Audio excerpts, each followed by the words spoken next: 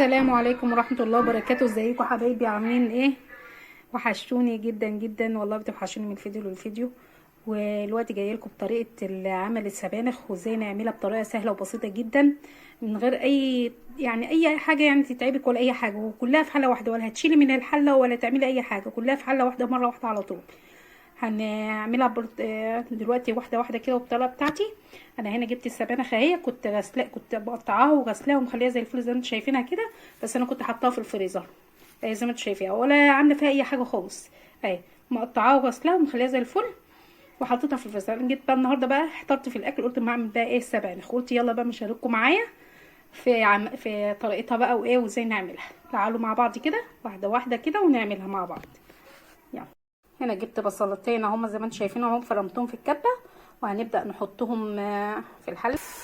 وهنا زي ما انتم شايفين اهو نزلت البصله في الحله ونزلت عليها بمعلقتين سمنه بلدي او سمنه عاديه زي ما انتم عايزين، زي ما انتم شغالين يعني، مش غصب حاجه معينه يعني، اي نوع سمنه زي ما انتم عايزينها، بحبه زيت صغيرين كده وعلى معلقتين السمنه اهي، ونقلبها كده لحد ما تحمر كده شويه، اللي هو الصفار مش الحمران الجامد، لا الصفار. وهكمل معاكم. وهنا زي ما انتم شايفين البصله اصفرت اهي، الصفار اللي انا عايزاه اهو. انا مش عارفه لونها باين هنا في الكاميرا ولا لا، بس انا لو استنيت اكتر من كده هتصفر قوي وانا مش عايزاها تصفر قوي يعني. زي ما انتم شايفينها كده اهي صفرا اهي. ببدا انزل بيها بالسبانخ بتاعتي كميه السبانخ اللي انت محضراها هتنزلي بيها اهو. طريقه سهله وبسيطه كده وهتعجبكم ومش هتبقى فيها اسهل منها. هنزلها كده وارجع لكم تاني. بصوا هنا شكل السبانخ اهي بعد ما حطيتها في الحله. ما تقولوش بقى الحله مش هتكفي ولسه هنحط، لا ده انتوا هتشوفوها دلوقتي.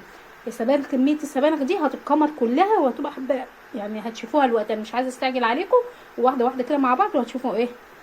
هستنى بس تتكمر وارجع لكم تاني. بصوا هنا، بصوا لسه فيها اهي. انا عايزاها خالص بقى الميه دي تنشف خالص، حتى يبقى فيها حاجه بسيطه جدا يعني. بص انا عايزه الميه اللي نازله دي، انا مزودتش ولا شوربه ولا ميه، هي اللي نزلت هي اللي صفت هي الميه بتاعتها وكل حاجه اهي. وبصوا كشت عملت بقت قد ايه. بصوا الحبه اللي انا بقيت حاطاهم بصوا بقت قد ايه. بس انا بقى لسه بقى عايزه اخلي بقى الميه دي كلها تشرب يعني. شو الشوربه اللي تحت دي انا ما زودتش ولا شوربه ولا حطيت اي حاجه. انا عايزه بقى كل ده يعني يتشرب بقى، ما بقاش فيه. وهرجع لكم لما يتشرب برده وهوريها لكم قبل ما نحط الطماطم. وهنا زي ما انتم شايفين جبت الطماطم بتاعتي اهيت وهبدا اغسلها. هو ممكن ما احتاجش كميه الطماطم ديت، بس انا قلت ايه تبقى قدامي بزياده، واغسلها واعصرها وهبوريها لكم برده، وهوريكم برده السبانخ قبل ما احط الطماطم. هوريكم السبانخ بقت عامله ازاي مع بعض كده اهوت اهو. شايفين الطماطم وحلاوتها وحمرها، وبحبها تبقى حمرا كده. يلا هرجع لكم تاني. بصوا هنا، بصوا الميه بقت عامله ازاي، نشفت ازاي.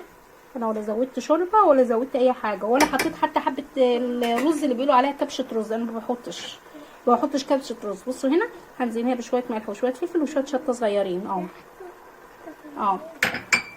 وهنزل هنا بالطماطم بتاعتي عصرها، وكمان مصفيها بالمصفى عشان ما بحبش الحاجات اللي هي بتبقى مطرح التصفيط اهو. بصوا المنظر اهو. هنا الملح والفلفل وكل حاجه فيها اهو. وهنبدا بقى في التومه بقى، بس لما تتسبك بس شويه فيها بس، وارجع لكم تاني. اهو هنزل عشان التومه. بصوا هنا معلقه السمنه بتاعي اهو، وهنزل شويه توم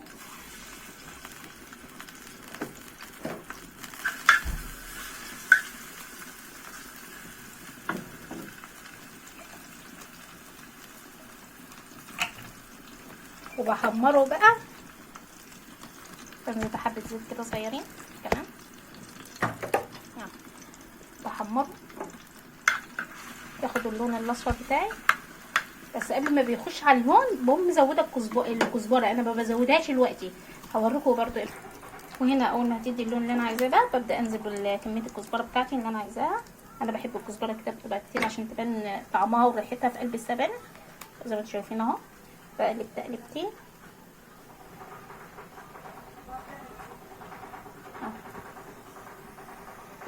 وادي اهو السبانخ بتاعتي اهي. ببدا انزل بقى بيها بالتومه اهو. شايفين بقى منظرها عامل ازاي. هي دي برضو مش شكلها برضو، بس لسه هتخلص وهوريها لكم برضو. اهي شايفين منظرها. وادي هنا السبانخ بتاعتي بعد ما خلصت زي ما انتم شايفين منظرها عامل ازاي. ولا الريحه حكايه، الريحه حكايه.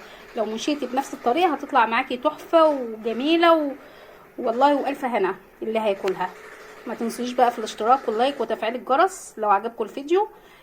كلمه حلوه منكم كده بتشجعني ان انا اعمل فيديوهات اكتر واكتر. وما تنسونيش بقى في الاشتراك واللايك وتفعيل الجرس. مع السلامه.